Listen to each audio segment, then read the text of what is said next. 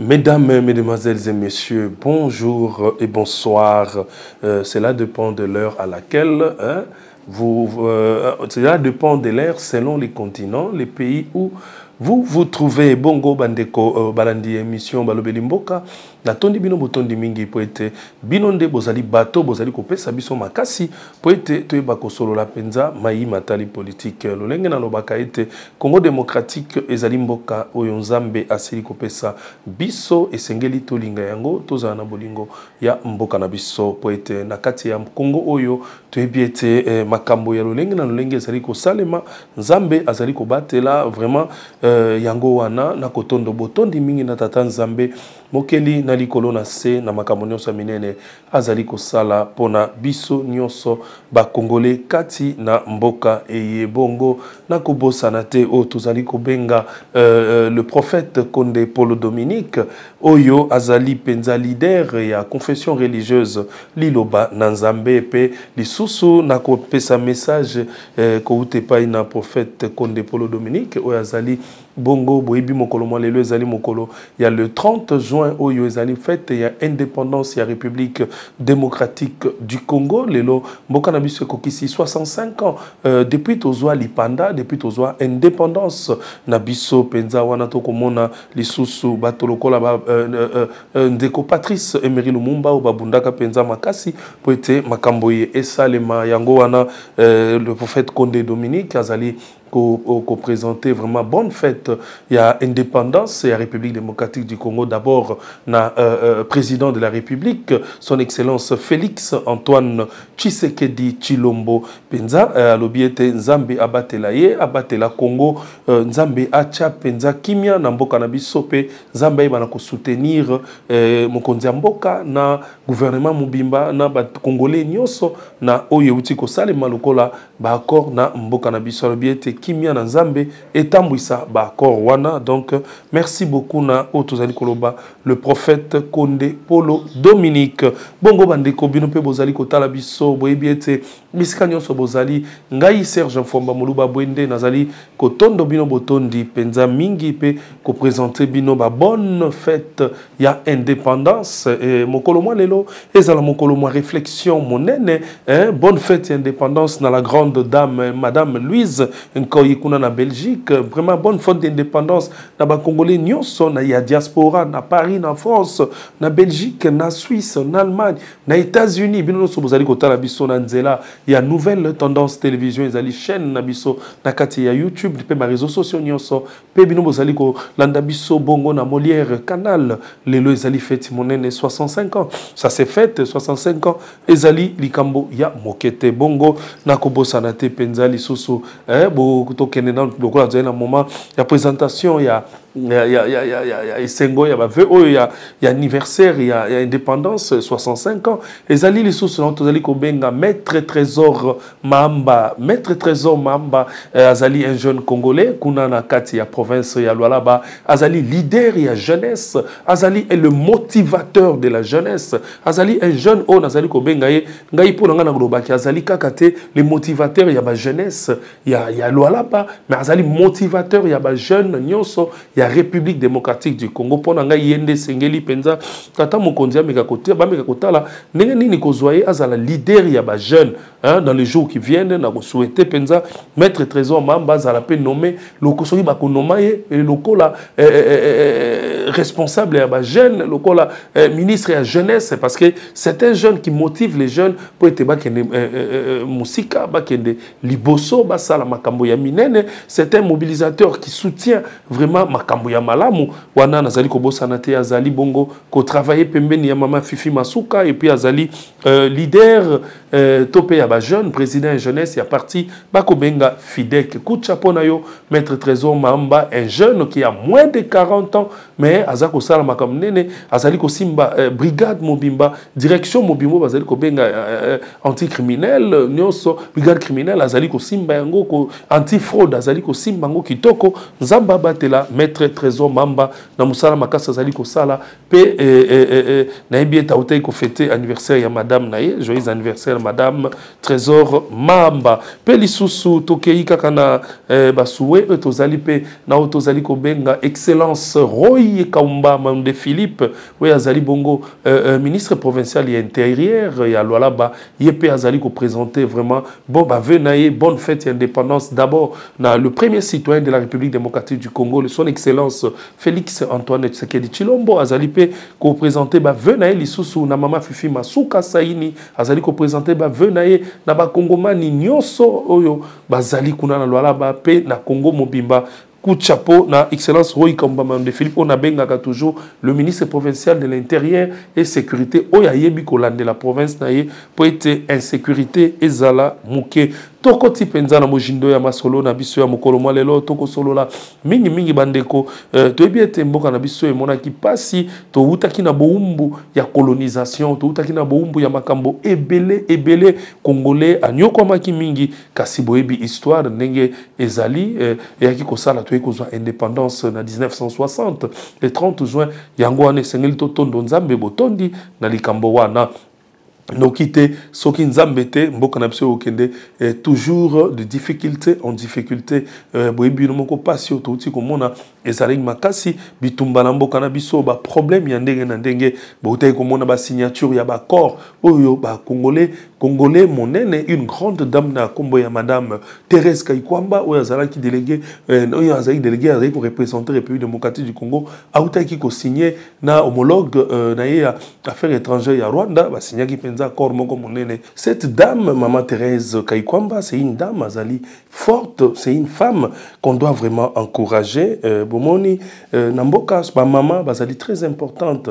To néglige ka ba mama te na système to zangi nango ya liboso ko loba ete basi batongaka mboka te wana ezali lobeli kaka oyo to ko loba melelo to komona ba action ba femme bazali ko sala bongo mokolo mwa lelo to lobi ete boyebi yango bino sali fête monene ya 30 juin to ko banda bongo penza na discours monene oyo tata mokonzi ekolo asilaki ko loba mokolo mwa lelo asilaki bongo ko présenter ba venaye ya 30 juin na ba congolais nyonso discours moko kitoko oyo mokonzi mbuka atalisi penza na ba congolais ba situation ndenge ezali ko sala ndenge tozwaka lipanda na biso na makambo nyonso ya minene bongo na kosenga na régie epai ya oyo azali ko réaliser émission na kombo ya ndeko Jordan atiela biso penza discours monene ya tata mokonzi ya ekolo ndeko Félix Antoine Tshisekedi Tshilombo oyo asilaki koloba po ete ndazali le garant le vrai garant de la nation.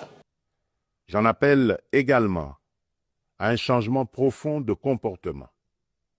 Nous devons adopter une discipline collective, un civisme exemplaire et un respect des règles de vie en communauté. Aussi, je vous appelle à un sursaut patriotique, à une responsabilité individuelle qui fera de notre pays un modèle de stabilité et de progrès. Mes très chers compatriotes, fidèles à l'élan de notre indépendance, j'ai pris devant vous, avec une détermination sans faille, le serment de bâtir un Congo à la hauteur de nos aspirations.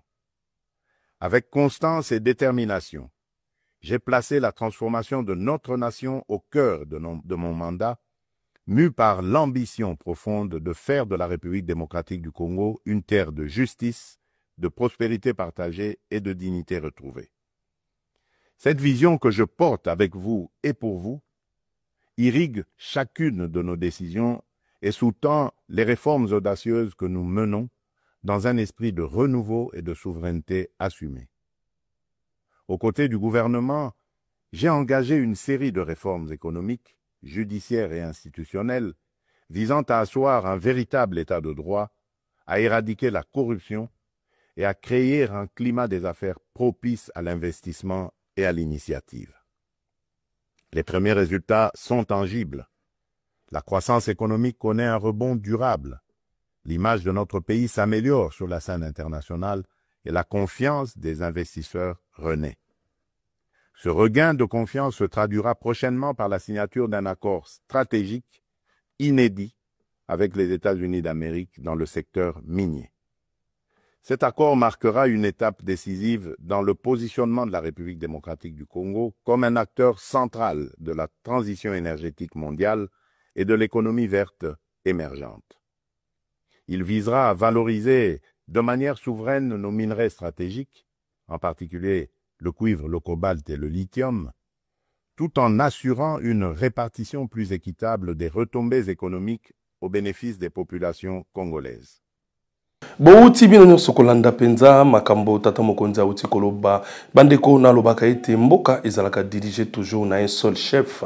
Congo na biso démocratique, s'il y a un chef, azali élu démocratiquement na élection na suffrage universel, donc azali motoyo to sengeli kopesa ye lokumu kopesa ye respect parce que même na libota tata isengeli kotosa ye na lobaka na ba politiciens nyonso ezala ba bazali na opposition ba sengeli ko eba ete chaque chose à son temps et loko nyonso soko nzambe alingi yango te ekosalema te to moni yango na ba pays ebele ba ike bazwa pouvoir de force au sali bwe soki nzambe alingi ozala esika wana okozala soki nzambe aboyi okozala te totikela ndeko tikedi asala manda na ye asala pouvoir na ye maponami ekosalema oyo akozala makasi na oyo ekoya akoyeba na kolonga yango kasi tondimaka moto na époque na ye na makambo azali kosala bomoni bino moko penza na États-Unis ba accord oyo ekendeki bongo ko signame bandeko likambo ya ba accord eye na kosenga nanu ndeko Jordan a préparé biso image ya penza vidéo ndenge mama Thérèse Kayikwamba babandaki d'abord ko signer accord eye na secrétaire soki na bosanité zaki secrétaire d'état américain babandaki wana ministre affaires étrangères ya Rwanda avandaki mopanzi pe mama Thérèse Kayikwamba on azali ko benga rangère on azali ko benga zali grande dame une femme de valeur a telemaki pe ba signaki yango na kombo ya République démocratique du Congo. Bongo ndeko Jordan tshela biso bilili wana bato ba mona nanu yango soki to silisi bilili wana nde tokokende mbala moko en image ndeko Jordan ko bakisa sikoyo ndenge bazalaki liboso ya mokonzi to pe président ya États-Unis ndeko Trump o biso to ebiete comment on ndeko Trump ko vanda penza na salon ovale avandi na République démocratique du Congo ezali représenté na madame Thérèse Kayikwamba zali ministre d'État ministre des Affaires étrangères pena ministre des Affaires étrangères ya Rwanda et le kowane ezali mokete parce que ndeko Trump président des États-Unis azwa tant na ye apesa pour la République démocratique du Congo la fois passée tant na alekaki na autant na réunion autant boyokaki alobela ki makambo oyo pe a respecter ndenge alobaki ba accord esignamaki mokolo mwa le 27 ya sanza eye kaka pembeni ya mikolo ya indépendance et le kwana ezali ko talisa ete Congo na biso ezui penza lisusu ekozwa lisusu ezui lisusu indépendance na yango po ete toza kotia elikia bande ko esengeli to soutenir makambo ezali malamu totika bizeli ya koya na ba complication ote eloko esigname mabe oh non il fallait ça les Congolais toza na défaut moko biso peuple congolais to lingi toujours kokota makambo koloba biloba loba na biete makambo ya internet oui ezali bien ezali développement mais baike bazali ko profiter na yango pona aluka ba vie koloba biloba loba bandeko to umena bitumbai soki bozaka bandeko na est na nord Rwanda nord Kivu sur Kiboko yeba ndenge ni bako kufa soki boyeba ka ndenge ni bibembe ya bato ezali koma ba viola ka ba mama na biso bana na biso ba occuper mineur te ba rébellion ezali mabe bandeko donc esengeli tozala na amour ya République démocratique du Congo totia elika na mboka na biso to komona makambo ekele liboso ndeko journal balancelinga ba image o nyonso ya etali d'abord accord ndenge signamaki na secrétaire d'état américain et puis na devant Trump et puis tokoyeba kozonga na sima yaba vidéo wana. The Ministry of Foreign Affairs of the State of Qatar, His Excellency Mr. Robert Dussé, Minister of Foreign Affairs of the Republic of Togo, Senators, Excellencies, distinguished guests, and to all Congolese citizens following this movement, wherever you may be. 2 months ago in this very room, we signed a declaration of principles, a first tangible step to break with deadlock and chart a path towards peace. Today, that choice takes shape and sustained efforts have come to fruition. With this peace agreement, we open a new chapter, one that calls not only for commitment, but for the courage to see it through. By signing this agreement, we reaffirm a simple truth. Peace is a choice, but also responsibility, to respect international law, to uphold human rights, and to protect the sovereignty of states. Those who have suffered the most are watching. They are expecting this agreement to be respected, and we cannot fail them. This agreement builds on the efforts of many. First and foremost, we want to express our sincere gratitude to His Excellency President Donald J. Trump for his commitment to this peace process. His leadership kept this process focused and goal-oriented, and that from day one. This was further characterized by the quality and resolve of the entire U.S. team, illustrated by the critical support of Senator Rubio and Dr. Boulos. We salute His Excellency President Félix-Antoine Tshisekedi Chilombo for choosing the harder path, a peace rooted in principle and in the dignity of our people. We thank President João Lourenço of Angola, facilitator of the Luanda process, for laying critical foundations. We are also grateful to the State of Qatar and to His Highness the Emir, whose leadership was instrumental in convening the first direct meeting between our two heads of states in March, a courageous step that laid the groundwork for dialogue. Qatar has since facilitated further talks in Doha and remained a principled and steady partner throughout this peace effort. The African Union, through its chairperson and the appointed facilitator, His Excellency Faure Gnassingbé of Togo, have anchored this process in African ownership. Finally, we thank the negotiating team of both the DRC and Rwanda for— Thank you very much. Congratulations.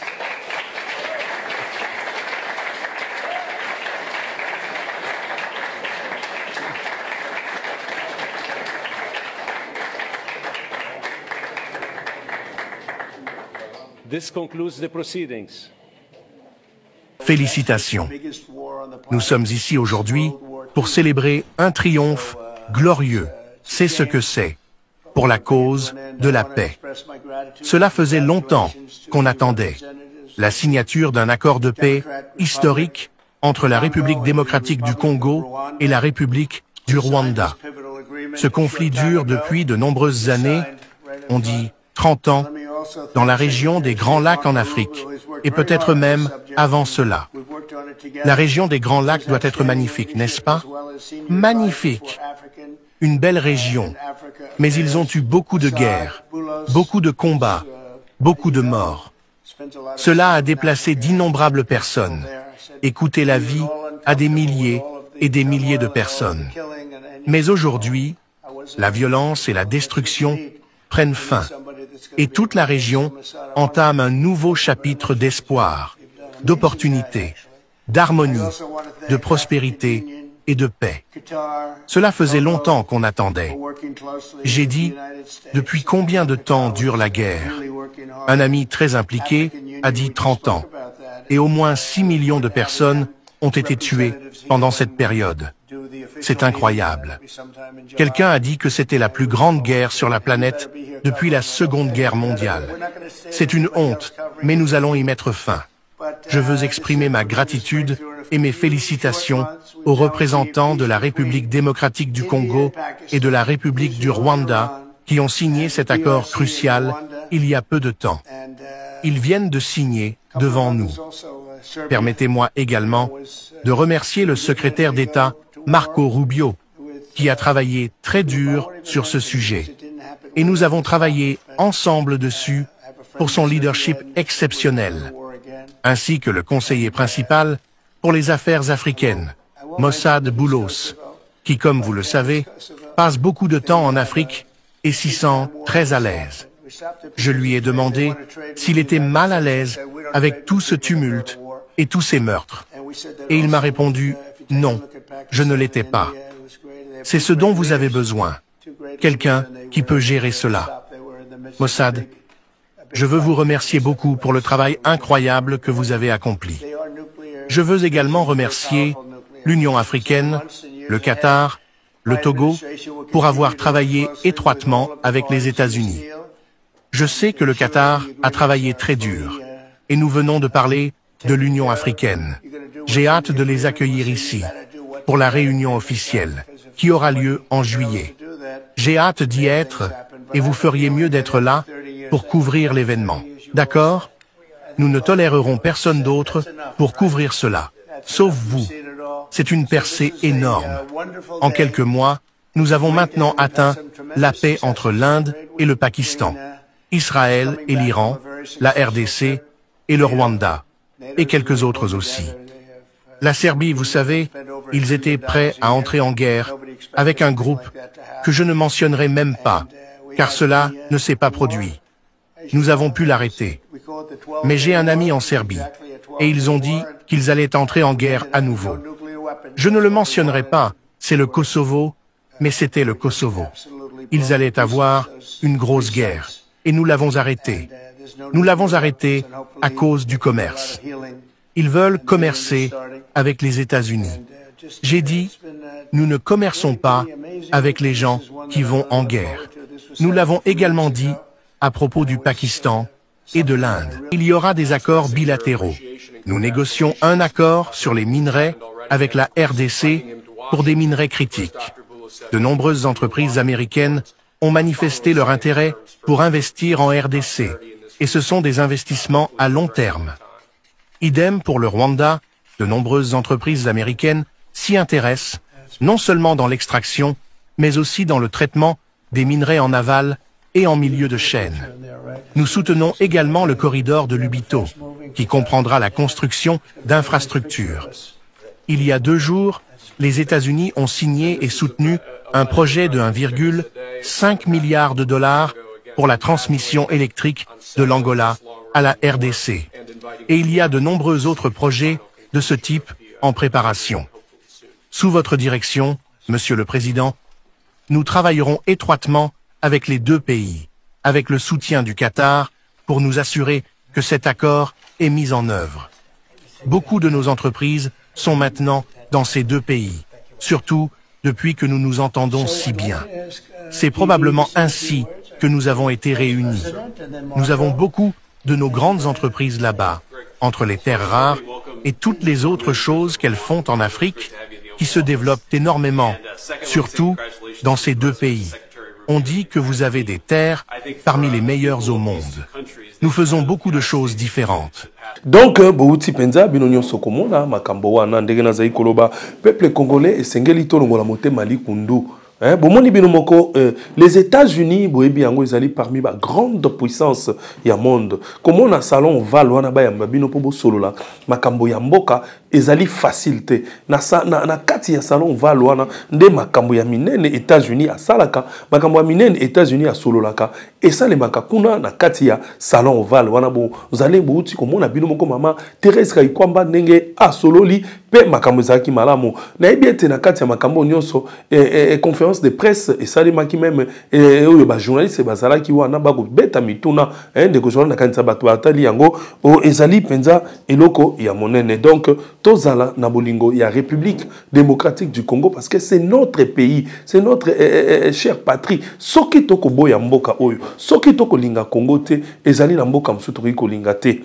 Na ebiete Congo zali mboka ya bato ya mayele. Na ebiete Congo bato batangi mingi bazali kasi totika comportement wana ya kobanda kobetaka tolo biloba loba tozala toujours unis. Soki tozali unis et que tozali ko soutenir tata mokonzi ya ekolo ndeko Félix Antoine Tshisekedi Tshilombo wazali président de la République na gouvernement na makambo yo kene malamu parce que badongolomi soto pe bato nyonso bako telemela makambo wana. Lelo soki bozui chance bino pe un jour bo diriger République démocratique du Congo. Boye ba ete mabe bozali ko sala bato bako telemela kape bino kaka na oyo bozali ko sala. Ndeko Kabila sala ki 18 ans après asili ko kenda. Ndeko nangai asalaki yango ke. Bon vous croyez réellement to boite bandeko bazali na espoir to pe bazali ko loba ete ndeko Kabila asengela ya lisusu azonga ndeko Kabila esengeli a kota to asala ni na mboka. Est-ce que pendant 18 ans tozwa ki tozala ki na awa est-ce que makambo esalema ki lolenge tozali ko luka pendant 18 ans tozala ki na awa est-ce que to komaki na niveau ya ba corps oyo États-Unis asali bato mususu te ba corps wana esalemi sur le plan ya makambo matali soki likambo nini oh non ba corps ezali malamu te il semblerait même que nazali koloba yango ke bato mususu balobi ete oh non ndeko Vital Kamerhe a sepelite oh ndeko Vital Kamerhe non botika okotsa ndeko Vital Kamerhe na ba conflit ya makambo eye koloba ete il fallait kaka makambo yo nanu il fallait que les canaux ensemble bande konanga itotanga article 213 ya constitution na biso ezali koloba nini article 213 ya constitution na biso ezali kopesa biso éclaircissement ezali koloba ete balobi ete titre 6 balobi des traités et accords internationaux article 213 ezali koloba le président de la République négocie et ratifie les traités et accords internationaux. Balobi, les gouvernements concluent les accords internationaux non soumis à ratification après délibération en Conseil des ministres. Il en informe l'Assemblée nationale et le Sénat. Bandeko, tosuka kakawana. Ponani tosuka kakawana. D'ailleurs, ce que je voulais vous expliquer, jusque-là, le chef de l'État a ratifié l'accord Wanate. Akokendeye moko chef de l'État bakuzala wana akubakuta na États-Unis wana toujours pour la ratification ezali eloko foboyeba bandeko totika ba conflit totika ba désordre ba mususu bazwa na article kili ndeko totelema na article 213 wana c'est le chef de l'État c'est le président de la République qui négocie il est le garant de la nation vous comprenez c'est lui qui négocie et ratifie les traités et accords internationaux. Azali, président de pays, Azali na pouvoir wana. Il a ses pouvoirs. Asali yango, to stelimana esika wana, to zala wana, po ete mboka na biso, to si to loba makambo ebele, ensemble loba, asalani, oui, c'est bien, ce n'est pas mauvais, mais ils sont informés de tout cela, donc, Esengeli, to eba penza, pour comprendre comment est-ce que République démocratique du Congo, Esengeli, etambola, to longwa na misala, ou ngana kubenga el mogo, misala mabe, parce que ba Congolais belé, ba komi batu ya misala mabe, mote mali kundu, kolukakaka, désordres ananamboka, Kakaka, Kimia Ezalate. Vous savez, ça fait combien des années Oyo Est wana ekoko ela ba problème. Ça fait combien des années Oyo Est na biso wana bato bazali kokufa. Ça fait combien des années bakobo. Oh tala, bozala bato te na o rappeler bino. Botuna ba famille yo ba okufela bato. Combien des orphelins na bisiloko wana nyos. Donc oazana mato ya koyoka ayoka motema ya kondimandima. Donc eloko nyonso pete esengaga bato nyonso bandima.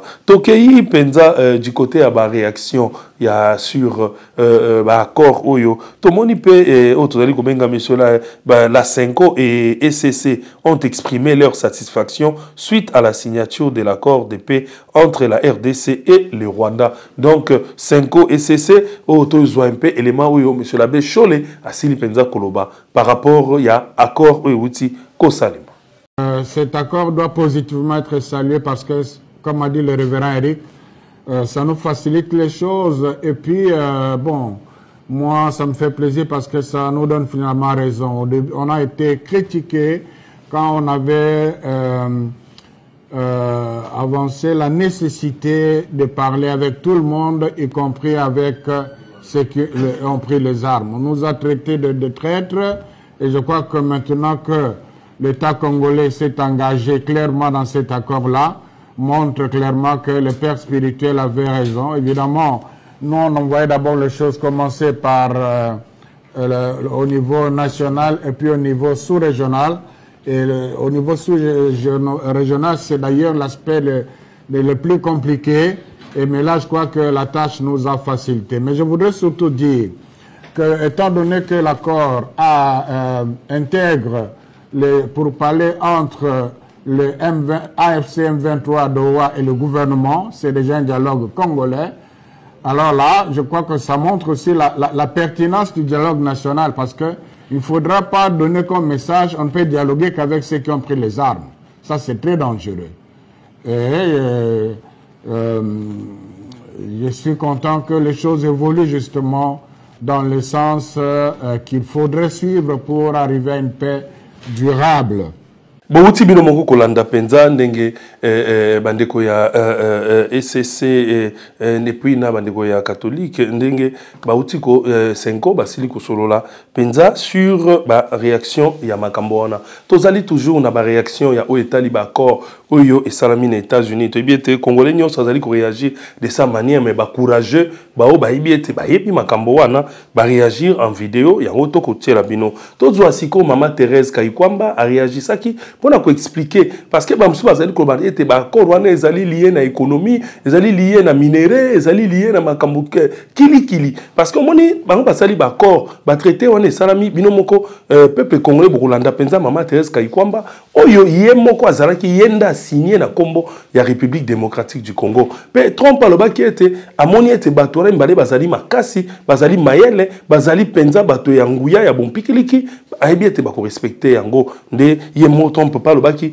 azali wana pona ko faire respecter makambo wana. Boti Kabilanda landa ndeko tozali awo. Bato ba rebelle babetaki tangwa balobi ete bakoya Timu Sanza le 30 juin bamsu alobaki nanga wana nanga penza ozanga ki soni ya koloba ete le 30 juin yo ozala wana Congo ezali soni tala osali na discours na soni penza ezali soni okosala discours na le 30 juin okosala discours na makambo ozali koloba wana ezali malamu te tozwa réaction ya yemoko madame Thérèse Kayikwamba, son excellence madame la ministre d'État ya affaires étrangères. Alors, s'il y avait eu bradage, s'il s'agissait justement de vendre, comme certains le disent, nos ressources au prix de la paix, je pense que nous aurions commencé avec une séquence tout à fait différente. Nous aurions commencé justement à vendre.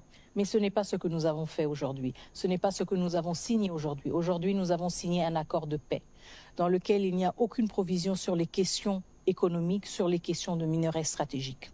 Et cet accord est très clair. Il prévoit justement la fondation pour un environnement propice dans lequel on peut aussi envisager un retour, si vous voulez, d'investisseurs, où on peut aussi envisager une économie plus dynamique. Mais nous sommes tous clairs dans notre compréhension du séquençage des choses. Nous ne pouvons pas penser à un contexte économique ou à la signature d'accords économiques sans pour autant tenir compte de la nécessité d'un retour de l'autorité de l'État, sans pour autant tenir compte de la nécessité d'un contrôle rétabli de toute notre intégrité territoriale. Et donc, à ceux qui pensent justement que cette paix a été obtenue justement à travers un bradage de nos ressources, je dis non, ce n'est pas le cas. L'accord se concentre sur la paix, il se concentre sur le rétablissement de l'autorité de l'État, et il se concentre justement sur la création de conditions propices pour une économie dynamique, chose que nous souhaitons évidemment pour nos compatriotes à l'Est et pour tout le reste de la République démocratique du Congo. Et donc nous devons voir cela de manière séquentielle. Et la première séquence pour toute économie qui veut être prospère, c'est d'abord la paix. C'est d'abord l'autorité de l'État. Et c'est ce que cet accord établit et a pour objectif. Après, évidemment, on peut se pencher sur des questions d'investissement, sur des questions économiques qui ont tout à fait leur lieu d'être et qui ont tout à fait leur pertinence, étant donné qu'elles offrent aussi pour nos populations des opportunités d'emploi et des opportunités de participer de manière plus active à l'économie du pays. Bongo bouti kolanda penza mama Thérèse bomoni ba explication claire oya sili ko pesa penza en ce qui concerne ba réaction oyo ya makasi oyo esengela kiboyeba bandeko esika wana bakendai kosola makambo oyo na zina bita ko bisa binote o etali o ba minéraux etali économie ya mboka etali nini non na po bamso aza kokoma na ba réseau kokoma kili ko deloba na ba télévision ete toteki mboka bakei ko teka mboka na accord wana basali boy papa nani akondima na génération oyo bateka mboka génération oyo congolais nyoso asia fungoli miso génération oyo ezali accord ezo mema biso na balkanisation no bolanda banguna te bolanda makambo bakoloba ya sonité makambo ya kilikili ezali kolobama ezali kaka pona kofingisa République démocratique du Congo. Tokende na réaction sikoyo balobi ete réaction moko esalemaki lisusu na madame bazali kobenga madame la vice-ministre de l'Intérieur madame Eugénie Tshela-Kamba madame Eugénie Tshela-Kamba aux éléments de la police. Alors bien, nous avons gagné la guerre diplomatiquement grâce à la vision du chef de l'État Félix Antoine Tshisekedi Tshilombo, donc la vice-ministre de l'Intérieur. Tolanda image et puis tout continuer émission Nabiso. Nous avons gagné la guerre diplomatiquement grâce au commandant suprême, le président de la République, chef de l'État, son Excellence Félix Antoine Chilombo. J'en appelle à votre vigilance pour détecter toute tentative de déstabilisation de notre territoire national. Que chaque service puisse travailler comme il n'était jamais avant. Le président de la République compte sur vous, les troupes.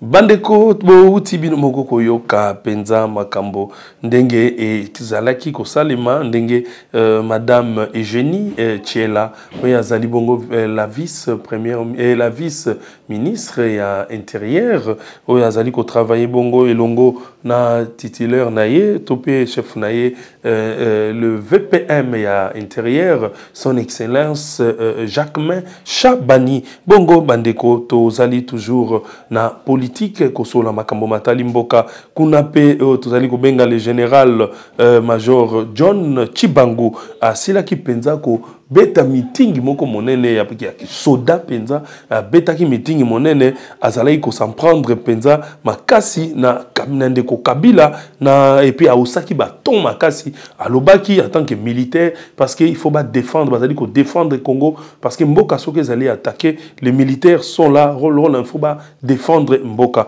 tolanda général John Chibangu ndenge a beta ki pe c'était na makambo matali mboka sur bitumba topé ba rébellion bazali ko sala.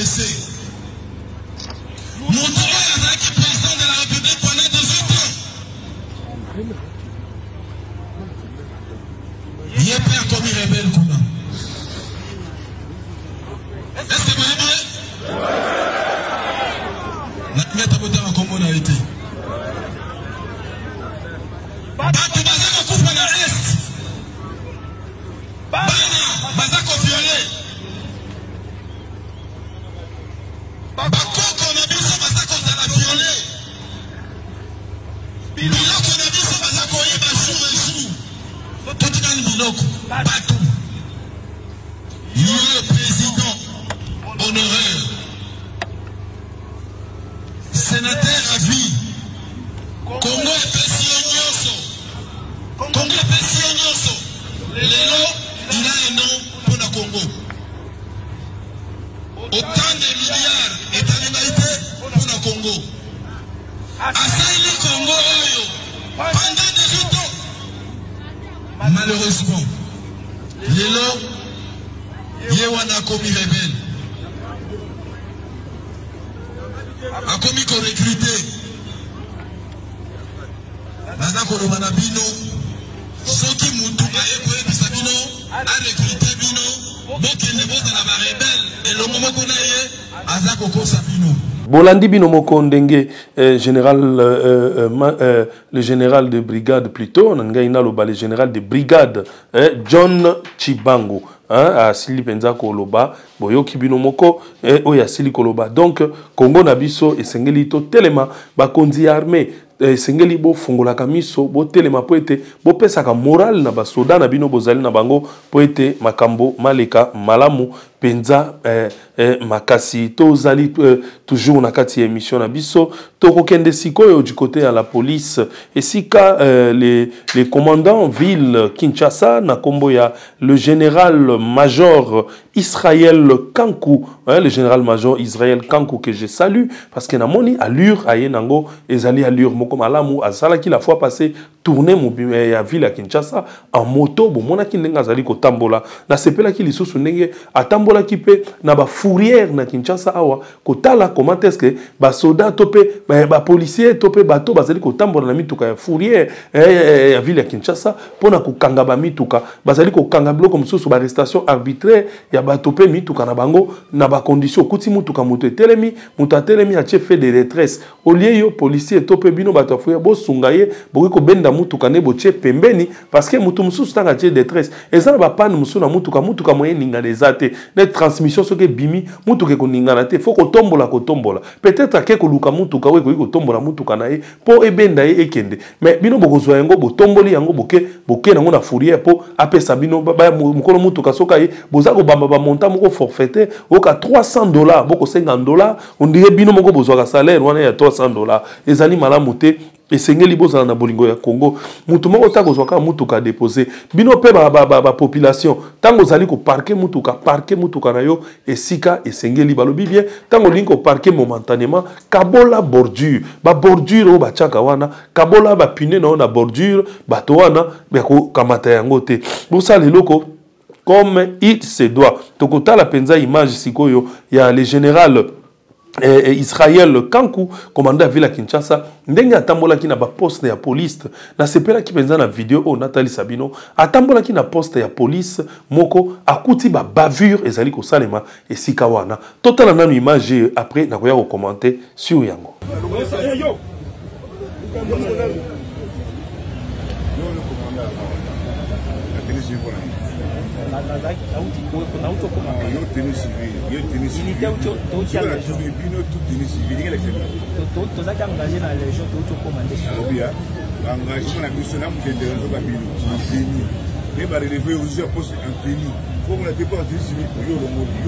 Qui va intervenir ici s'il y a un problème?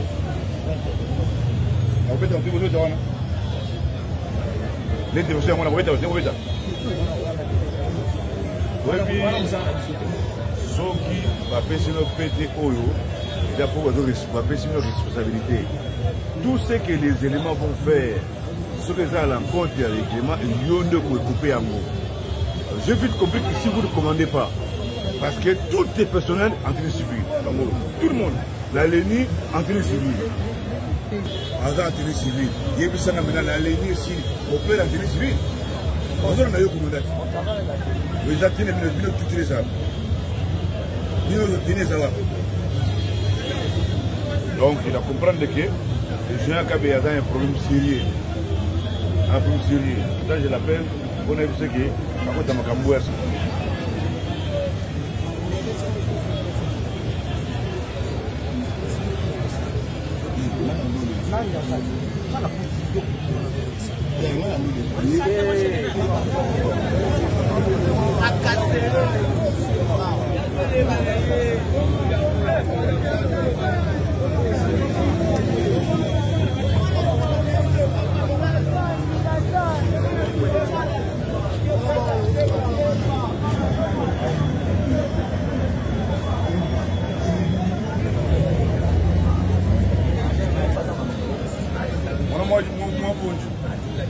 Bon, c'est mon civil.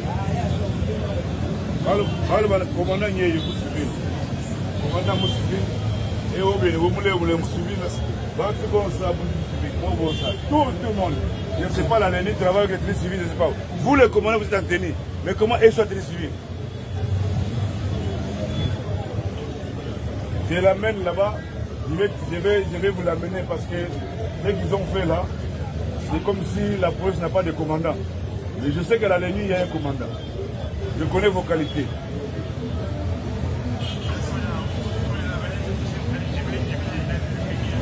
Tout à fait. Je l'amène mon frère. Il faut faire la honte. Dans la négociation. Nous t'avons eu.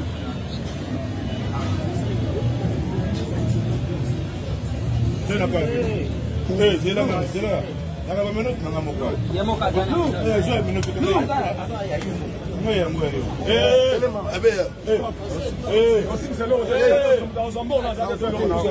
Bouti bino moko kotala penza esali ngai esengo pene ya kochela bino video po mona na ba bureau ya la police esala soni. Okoya na bureau ya police okuti commandant lati ba veste na ye yo za na bureau na officiel ya mosala commandant lati ba veste commandant ya police azola ta sap lokola sapeur moko boy alati azui teni a longoli aza kosala musala na la police aza kotina même agent mususu bazali même pas ya renseignement policier aza okende kokanga bato mona policier en tenue civile tala arme munene na simi na maboko aza okende kokanga lango bato kosala makambo ezali ba désordre bazali kosala ndango wana le général Israël Kankou le général major atambola ki penza botala bino mona conteneur ya police oyo akomi ye moko bayeba kite akuti penza ba commandant nyonso ba chef nyonso en tenue civile donc ba ko sala ba loi baza ko mondela bato mosusu ga ko beta bato na kati na sika wana général atelema ki penza la kisaki bango ete musala o ya police bozali ko sala ezali musala o bozali essayez de travailler en communion na population mais bozali ko traquer population ko malmener population ko tcha population mal à l'aise donc eloko ezali penza kaka pona Kinshasa te même ba province nyonso esengeli boye ba ko respecter pe population pe akupe sa bino respect botika ko sala makam en désordre na sepela ki akangi penza bango pe abenga ki un responsable ya ba policier wana en vidéo pona ko lakisa ete tanga bengi responsable wana ya police wana en vidéo azako la xalobi a tout ni même genre yo lati teni oui na lati o lati poza na musala no oui pona na musala mais tala ba commanda oyo ba otvanda boy na sepeleki po akangaki bango pe ba koti bango na Bercy to benga ngo awa na Congo na Kinshasa na jeep wana ya la police na C po ba mona ete bazali ba kangami vraiment na ngi mon général tinda bango na auditorat ba kanga bango na mambi o bazali ko sala vraiment bandeko balandi émission tokei du côté ya Lualaba esika wana penza oyo toyebi ete Lualaba ezali province moko munene province oyo esimba mi penza na o tozali kobenga mama Fifi Masuka Saini o azali bongo mama oyo asimbi penza province wana bomona kibino moko conférence de gouverneurs esila iko salema penza na esika wana bomona kibino moko lolenge nini mama Fifi Masuka asalaki musala na ye bomoni aéroport ya esila ki bongo ko salema aéroport moko ya munene oyo tozan congolais nyonso azali na isengo po ete amonaki aéroport wana ndenge e salemaki aéroport moko kitoko oyo congolais nyonso azalaki na esengo congolais nyonso asepelaki kasi ministre provincial ya intérieur ya Lualaba na kombo ya excellence Roy Kaumba Mayonde Philippe oyo azali kotia sécurité penza na kati ya Lualaba asalaki musala moko makasi na sepelaka na excellence Roy Kaumba Mayonde Philippe parce que quand il y a des problèmes même des conflits na secteur na ye asalaka toujours tout ya kubenga le deux parties pour na kosola na bango lolei moko en image vidéo bokotala balobi ete les anciens travailleurs de la société au Bazali Kobenga Metalcol et leurs syndicats ont été reçus en réunion ce samedi 28 juin par le ministre provincial de l'Intérieur et Sécurité, Roy Kaumba Mayonde Philippe.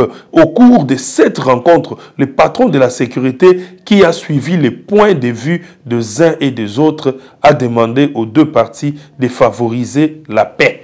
Donc, c'est ça un ministre. Ozali, ministre Azakakate, il faut condamner, il faut opérer sa punition, il faut ça la nine. Alouké a sangisi les deux parties, au Bazalaki na boyo kanité. Donc, travailler, il y a au Bazali Kobenga Metalcol et na syndicaliste. Donc, coup de chapeau, l'excellence, Roy Kaumba Mayonde Philippe, Zambia batela yo na musala makasi, Ozali Kosala, na Katia, province, ya Lualaba, musala malam Ozali Kosala, ndeko permettre les jours qui viennent comme appel à niveau national, pour na Kosala, misala, ya makasi. La République démocratique du Congo au servi Mbokanayo. Total Yango en image. Dans les soucis de pérenniser la paix sur l'ensemble de la province, Fifi Masuka Saini a harmonisé les vues entre les anciens travailleurs et les bancs syndicales au sujet des licenciements massifs caillou au sein de l'entreprise Metalcol. Son Excellence Roy Kaumba Mayonde Philippe a tenu ce samedi 28 juin une réunion dans son cabinet de travail en présence de la société civile. Après avoir entendu les reproches du deux parties au sujet des départs qui semblaient être définitifs aux yeux des anciens travailleurs Metalcol, le patron de la sécurité en province, Roy Kaumba Mayonde Philippe, a demandé à ces derniers de favoriser les vivre ensemble, tout en les encourageant à ne pas rester focus sur l'entreprise Metalcol qui les a déjà remerciés. Roy Kaumba Mayonde Philippe a demandé à ses hôtes de chercher des emplois et postuler dans les autres entreprises. En un bon chrétien, le ministre Lualaba de l'Intérieur a laissé montre à ses anciens travailleurs Metalcol de compter sur Dieu car c'est bien lui qui offre les opportunités meilleures à ses enfants. Quant au souci de ces anciens travailleurs, consistant à bénéficier tant soit peu quelque chose de l'employé, le patron de la sécurité, qui favorise toujours la paix sociale dans la province, a ordonné la formation d'une petite commission. Celle-ci aura pour mission de plaider auprès de l'entreprise pour voir dans quelle mesure possible elle peut aider à résoudre certains problèmes de ces anciens travailleurs.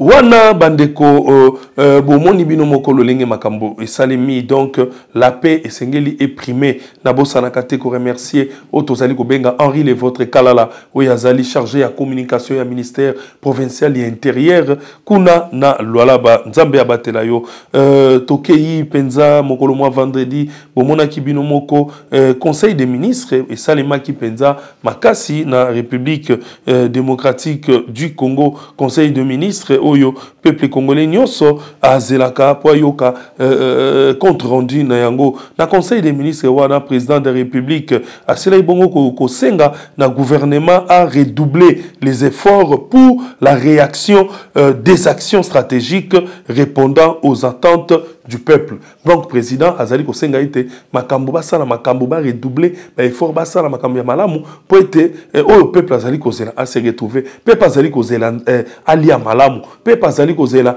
amela peuple azali ko zela ba salaire na bango efutama peuple azali ko zela mbongo na bango emata peuple azali ko zela ba enseignant ba azali ko zela ete mbongo na bango epesa makra na moment ezali na moment moko oyo ezali ya malamu po ete ba iba pe ko futela bana ba classe na ba université peuple azali kozela a vivre malamu peuple azali kozela na ba province nyonso ba hôpitaux ya minene ya kitoko ezala peuple azali kozela ete bobongisela bango ba nouvelles unités bazali na posa mazwa matricule kasi tango pe bozali kopesa matricule wana faut dans la mécanisation automatiquement pe abanda kozwa mbongo na ye ezali na ba congolais belé na ba province bazali na ba matricule mususu azwa matricule ya 15 ans mais amonaka mbongo te azwa ba mécanisation zaka bangote ezali malamu te esengeli babo doubler ba effort wana ndenge tata mokonza sengi po ete congolais nyonso o azali matricule na yememe na mécanisation na mbongo na yebima mais ezali konyokola batu peuple azali kozela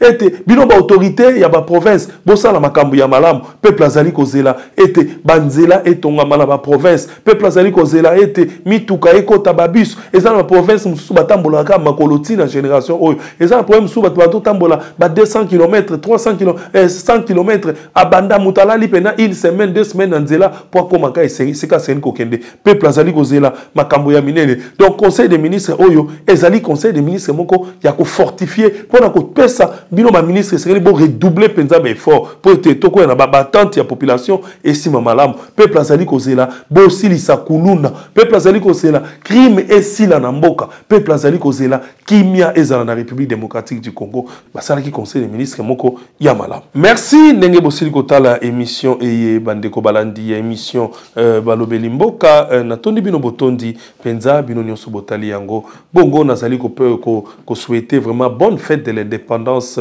ya 65e anniversaire ya mboka na biso na otozali ko benga le PDG Jules Olango oyo azali patron ya Lutula Trading compagnie société ya mwana mboka ezali ko sala musala malamu indépendance oyo emema kimia na Lutula Trading compagnie tika ete ba congolais na lobaka na bino bonyo kwa mate na domaine en construction bonyo kwa mate bonyo tonganda ko immeuble konyo kwa mate pesa famille ombongo no bakolia Lutula Trading compagnie akosala o makambo ya minene luka penza po ozala bien onyo kwa mate famille lelisa yo sima vraiment nzambe abatela société wana merci na honorable Cheken Malandi oyo azali otobenga ka muchi ya buluma oyo aliaka sani moto aliaka sani moko na Jésus sani moko na Jésus donc sengeli kondima moto ya ndengi wana le mieux élu ya Okatanga honorable Cheken Malandi nzambe aiba nako batela yo natondi botondi na mwana mboka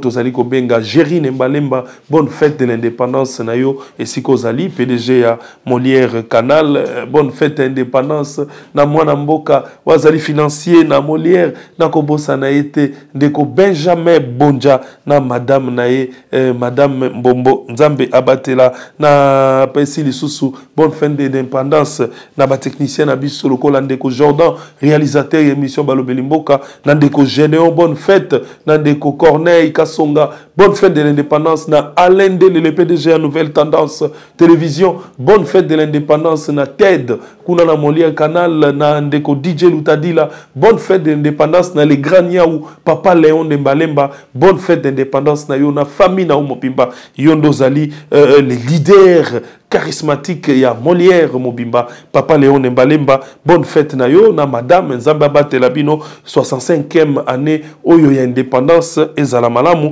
pona mboka na biso, na bosanité, ba Congolais nyonso, bisika bozali na bandaku, na ba province nyonso, bonne fête d'indépendance na bino nyonso. Allez, tukutani mokolo mokoya.